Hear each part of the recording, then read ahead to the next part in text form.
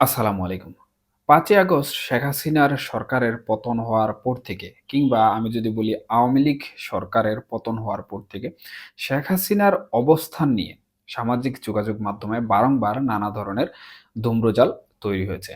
এবং শেখ হাসিনা কোথায় রয়েছেন, কোন অবস্থায় রয়েছেন এবং উনার বর্তমান যে অবস্থান রয়েছে সেই অবস্থান থেকে উনি কোথাও যাতায়াত করছেন কিনা এই বিষয়টি নিয়েও কিন্তু রীতিমতো সামাজিক যোগাযোগ মাধ্যমগুলোতে এবং যারা রাজনীতি নিয়ে বিচার বিশ্লেষণ করে থাকেন, তাদের মধ্যে কিন্তু নানা ধরনের আলোচনা সমালোচনা জন্ম হয়েছে। সম্প্রতি এই সকল বিশ্লেষক যারা রয়েছেন, তাদের মধ্যে একটি আলোচিত বিষয় হচ্ছে শেখ হাসিনা কলকাতায় এসেছেন এবং কলকাতায় আসার উদ্দেশ্য কি? আদৌ শেখ হাসিনা প্রকৃতপক্ষে কলকাতায় এসেছেন কিনা? এই সকল বিষয়বস্তুর সাথে বাংলাদেশের সেনা শাসন জারি হওয়ার কোনো জড়িততা রয়েছে কিনা এবং ২৬শে মার্চ ঘিরে বাংলাদেশ আওয়ামী লীগ কোনো পরিকল্পনা করছে কিনা, এই সমস্ত বিষয় কিন্তু একই সূত্রে গাঁথা রয়েছে। এখন অনেকেই ২৬শে মার্চ বাংলাদেশ আওয়ামী লীগ কি করতে চলেছে? কেউ বলছেন যে আওয়ামী লীগ প্রতিবিপ্লব করার সম্ভাবনা রয়েছে। কেউ বলছেন যে আওয়ামী লীগ কিছুই করতে পারবে না। মূলত যারা এন্টি আওয়ামী লীগ রয়েছেন, তারা আওয়ামী লীগকে প্রতিহত করার জন্য নানাভাবে চেষ্টা করে যাচ্ছেন এবং যারা আওয়ামী লীগ রাজনীতির সাথে জড়িত, তারা মাঠ রাজনীতিতে উপস্থিত না হতে পারলেও সামাজিক যোগাযোগ মাধ্যমে নানাভাবে কিন্তু তাদের প্রচার প্রচারণা চালিয়ে যাচ্ছেন। তবে এই সকল প্রচার প্রচারণার মধ্যেও কিন্তু এক ধরনের ধূম্রজাল রয়েছে। অনেকেই রাজনৈতিক প্রপাগান্ডা হিসেবে এগুলাকে দেখছেন, আবার কেউ এগুলাকে সত্যি হিসাবেও বিবেচনা করছেন। এখন দেখুন শেখ হাসিনার কলকাতায় আসা বিষয়টি আসলে কিসের ইঙ্গিত? অনেকেই বলছেন যে শেখ হাসিনা কলকাতা থেকে সরাসরি বাংলাদেশে ঢুকে যাবেন এবং সেটি ২৬শে মার্চ হবে। এরকম একটি তথ্য কিন্তু সামাজিক যোগাযোগ মাধ্যমে অ্যাক্টিভিস্ট দ্বারা প্রচারিত হচ্ছে। আবার আওয়ামী লীগের নেতাকর্মীরা যারা রয়েছেন, তারা কিন্তু এক ধরনের সুখবর আসছে, সুবাতাস বইছে এ ধরনের বার্তাও কিন্তু তাদের নেতাকর্মী দ্বারা প্রচার প্রচারণা চালিয়ে যাচ্ছেন। সেই হিসাবে স্পষ্টত বোঝা যায় যে আওয়ামী লীগ তাদের যে ফিরে আসা রয়েছে, সেই ফিরে আসার জন্য খুবই উদগ্রীব এবং প্রত্যেকটা স্তরের নেতাকর্মীরা চাচ্ছেন যেন আওয়ামী লীগ দ্রুত বাংলাদেশের মাটিতে ফিরে আসে। এখন শেখ হাসিনার কলকাতা প্রসঙ্গে যে তথ্যগুলো সংগ্রহ করা হয়েছে বা যে তথ্যগুলো সামাজিক যোগাযোগ মাধ্যমে উঠে এসেছে। তার মধ্যে কলকাতাতে যারা সাংবাদিক প্রতিনিধি রয়েছেন, তারা একটি তথ্য জানিয়েছেন যে বা যারা এই ধরনের প্রচার প্রচারণা করছে, এটি প্রকৃতপক্ষে সম্পূর্ণরূপে গুজব।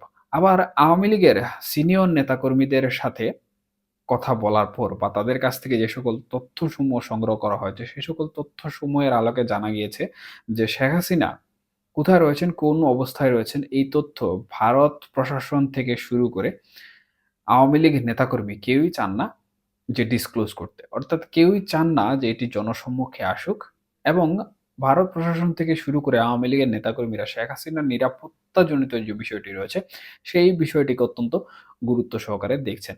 ইতিমধ্যে আমরা জেনেছি যে শেখ হাসিনা ভারতে অবস্থান করছেন। যদিও তার ভারতে অবস্থান করাকে কেন্দ্র করে না ভারতীয় গণমাধ্যম কোনো সুস্পষ্ট বার্তা দিয়েছে, না বাংলাদেশের কোনো গণমাধ্যম সেই তথ্য বের করতে পেরেছে।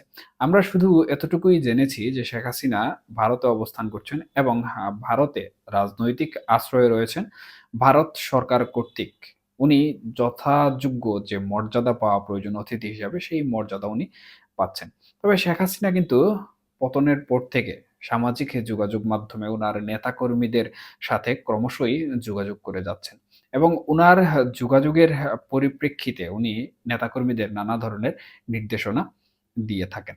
সেই হিসাবে যারা মনে করছেন যে শেখ হাসিনা প্রকৃতপক্ষে একটি বন্দি জীবনে রয়েছেন, তাহলে আমি মনে করব এটি সম্পূর্ণরূপে একটি ভুল ধারণা। কারণ একজন বন্দী কোনোভাবেই কিন্তু সামাজিক যোগাযোগ মাধ্যম ব্যবহার করে, কল করে তার দলীয় নেতাকর্মীদের সাথে কথা বলতে পারবে না। সে যতই ক্ষমতাধর ব্যক্তি হোক না কেন, একটি দেশের প্রশাসনিকভাবে বন্দী থাকা অবস্থায় সে এ ধরনের ফ্যাসিলিটিস কোনোভাবেই পাবে না। যার ফলশ্রুতিতে একটি জিনিস স্পষ্টভাবে বলা যায় যে শেখ হাসিনার উপর যে বন্দির আরোপ রয়েছে বা বন্দী হিসাবে উনি সেখানে রয়েছেন, এই বিষয়টি কিন্তু সম্পূর্ণরূপে মিথ্যা।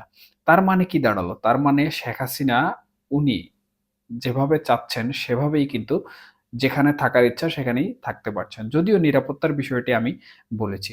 সেই হিসাবে কলকাতাতে যে সকল তথ্য নেয়া সম্ভব হয়েছে, সে সকল তথ্য অনুসারে এটি স্পষ্টভাবে জানা গিয়েছে যে শেখ হাসিনা কলকাতায় আসার পেছনে সবথেকে গুরুত্বপূর্ণ যে বিষয় সেটি হচ্ছে আওয়ামী লীগের সেখানে একটি মিটিং রয়েছে এবং সেই মিটিংয়ে শেখ হাসিনার উপস্থিতি সশরীরে খুবই গুরুত্বপূর্ণ এবং সেই মিটিংয়ে যুক্ত হওয়ার জন্য প্রকৃতপক্ষে শেখ হাসিনা উনার যে নিরাপদ আশ্রয় রয়েছিল দিল্লিতে সেখান থেকে কিন্তু উনি কলকাতাতে ফিরে এসেছেন এবং কলকাতাতে আসার পর উনি যে নির্দেশনা দিয়েছেন দলীয় নেতাকর্মীদের যারা সাধারণত ভারতের বাইরে রয়েছে অর্থাৎ অন্যান্য দেশে বিগত ৫ই আগস্টের পর থেকে অবস্থান করছে বা পালিয়ে গিয়েছে তাদেরকে ভারতে আসার জন্য বলেছেন এবং উনি অনেকটাই কঠোরভাবে বলেছেন যে যারা ভারতে আসবে না অন্যান্য দেশ থেকে তাদেরকে তাদের যে শীর্ষস্থানীয় পদ-পদবি রয়েছে অথবা আওয়ামী লীগের রাজনীতির সাথে জড়িততা রয়েছে, সেই জড়িততা থেকে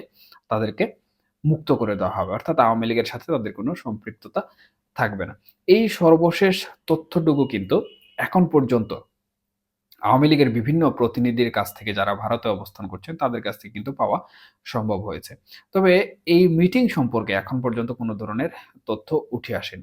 তবে শেখ হাসিনা ২৬শে মার্চ সম্পর্কে যে বিষয়টি বলেছেন, আমরা সম্প্রতি সামাজিক যোগাযোগ মাধ্যমে কিন্তু ব্যাপক হারে প্রচার হতে দেখেছি একটি অডিও বার্তা এবং সেই অডিও বার্তাটি আওয়ামী লীগের একটি গ্রুপ থেকে সংগ্রহ করা এবং এই ব্যাপারে যতটুকু তথ্য পাওয়া গিয়েছে সেটি হচ্ছে শেখ হাসিনা ২৬শে মার্চে দেশে ফেরার কোনো ধরনের ইঙ্গিত কিন্তু উনি দেননি। বরঞ্চ তিনি আওয়ামী লীগের যে অঘোষিত কর্মসূচি রয়েছে, সেই অঘোষিত কর্মসূচি কিন্তু নেতাকর্মীদের দিয়েছেন। আমরা স্পষ্টভাবে বলতে শুনি যে ২৬শে মার্চ ধানমন্ডি ৩২ থেকে যেন মিছিল শুরু হয় এবং মিছিলের সামনে পিছে তোমরা যথেষ্ট পরিমাণ নিরাপত্তা বলয় রেখো এবং তিনি একটি কথা বলেন এবং সেটি হচ্ছে, "যদি কেউ তোমাদের আক্রমণ করতে আসে তাহলে তোমরা তাদেরকে প্রতিহত করো।" এর পরবর্তীতে উনি দলের নেতাকর্মীদের মঙ্গল কামনা করে উনি উনার বক্তব্য থেকে বিদায় নেন। যদিও এর পূর্বে অনেক কথাই হয়তো বলেছেন যেগুলো সামাজিক যোগাযোগ মাধ্যমে তেমন একটা প্রচার হয়নি।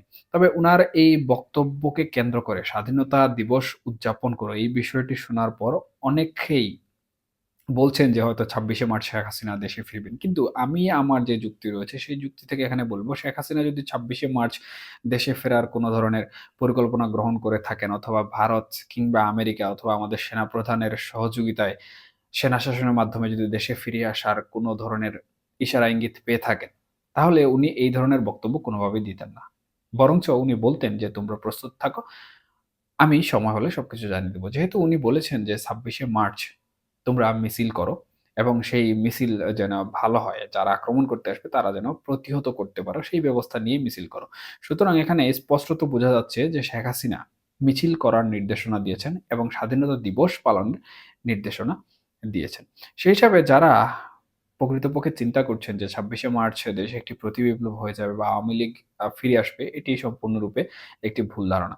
এবং শেখ হাসিনা কলকাতায় আসার পেছনেও যারা প্রচারণা করছেন যে কলকাতা থেকে সরাসরি বাংলাদেশে ঢুকে যাবেন, এই বিষয়টি আমি মনে করব যে এটিও সম্পূর্ণরূপের একটি ভ্রান্ত ধারণা এবং আওয়ামী লীগ সহ যে গোষ্ঠী আওয়ামী লীগকে একটি দোষারোপ লেপন করতে চায়, তারা প্রকৃতপক্ষে এই ধরনের প্রোপাগান্ডা চালাচ্ছে। এটি হতে পারে আওয়ামী লীগের মধ্যকারও কোনো একটি পরিকল্পনা। তবে আমি এই বিষয়ে বিস্তারিত কোনো তথ্য পাইনি। তবে এই তথ্য যা পেয়েছি, সেই তথ্যগুলো আপনাদের বলার চেষ্টা করলাম। এবং হ্যাঁ, সেনা শাসন জারির বিষয়ে যেটি এখন পর্যন্ত জানা গিয়েছে, সেটি হচ্ছে সম্প্রতি কিন্তু ভারত এবং আমেরিকা সেনাবাহিনীর প্রধানের সাথে যে বৈঠকগুলো করেছে, সেই বৈঠকগুলোর মধ্যে কিন্তু উগ্রবাদিতা এবং মুসলমান উগ্রবাদীর যে বিষয়টি এসেছে, সেই বিষয়টি উত্থান হচ্ছে বলে সেনাবাহিনীর প্রধানের কাছে কিন্তু নানাভাবে উদ্বেগ প্রকাশ করেছেন। এই উদ্বেগ প্রকাশ থেকে এবং বাংলাদেশ অভ্যন্তরীণভাবে যে জটিলতার মধ্যে ভুগছে সমন্বয়ক এবং সেনাবাহিনীর মধ্যে, এই সকল বিষয়বস্তু কিন্তু যারা বর্তমানে দেশের বাইরে রয়েছে, আমি আওয়ামী লীগের কথা বলব। আওয়ামী লীগের নেতাকর্মীরা ক্ষমতায় আসার জন্য অনেকটাই ছটফট করছেন। সুতরাং তারাই কিছুটা এগিয়ে দিচ্ছেন এবং অন্যান্য সাধারণ মানুষ যারা রয়েছেন, তারা এই বিষয়টি অনেকটাই বিশ্বাসযোগ্য হিসাবে গ্রহণ করছেন। যদিও সেনা সদর থেকে এই ধরনের কোনো পদক্ষেপ এখন পর্যন্ত কিন্তু নিতে দেখা যায়নি। এখন অদূর ভবিষ্যতে আসলে সেনাবাহিনী কি করবে না করবে এটা সম্পূর্ণ সেনাবাহিনীর অভ্যন্তরীণ বিষয়। তবে আমরা সেনা সদর থেকে যতটুকু তথ্য পেয়েছি বিভিন্ন গণমাধ্যমের বরাত দিয়ে, সেখানে আমরা দেখেছি যে সেনাপ্রধান কিন্তু নির্বাচন পূর্ব পর্যন্ত এই ধরনের কোনো ইশারা বা ইঙ্গিত এখন পর্যন্ত প্রদান করেননি। উনি উনার সেনা সদরে যে মিটিং করেছেন, সেই মিটিংয়ে দেশের সার্বিক পরিস্থিতি নিয়ে যাদের সাথে কথা বলেছেন সেনাবাহিনীর ঊর্ধ্বতন কর্মকর্তাদের সাথে, তাদের মধ্যে একটি কথাই বলেছেন এবং উনি যেটি বুঝাতে চেষ্টা করেছেন সেটি হচ্ছে যে বাংলাদেশে অতীতে যা ঘটেছে সেই ধরনের ঘটনার পুনরাবৃত্তি হবে না এবং একটি সুষ্ঠু নির্বাচন দিয়ে জনগণকে শান্তিতে স্থান দিয়ে, অর্থাৎ জাতীয় নির্বাচনে যারা নির্বাচিত হবে তাদের হাতে ক্ষমতা দিয়ে সেনাবাহিনী ঘুরে ফিরে যেতে চায় এবং এটি হবে সেনাবাহিনীর সবথেকে বড় সফলতা বিগত দিনের থেকে। সুতরাং এখান থেকে স্পষ্টত বোঝা যায় যে সেনাবাহিনী প্রকৃতপক্ষে এই ধরনের কোনো কর্মসূচি বা এই ধরনের কোনো পদক্ষেপ নিবে না। সুতরাং এই সবকিছু মিলিয়ে শেখ হাসিনার কলকাতা আসা এবং ২৬শে মার্চ ঘিরে যে সকল বিষয়বস্তু এবং সেনা শাসন জারি হওয়ার যে বিষয়বস্তু, এই সকল বিষয়বস্তু মিলিয়ে কিন্তু যদি থেকে যায় এবং সেই যদিটি যদি কোনোভাবে সমাধান করা সম্ভব হয়, তাহলে এই যদির আড়ালে লুকিয়ে থাকা যে ফলাফলটি রয়েছে, সেই ফলাফলটি কিন্তু বের করে আনা সম্ভব।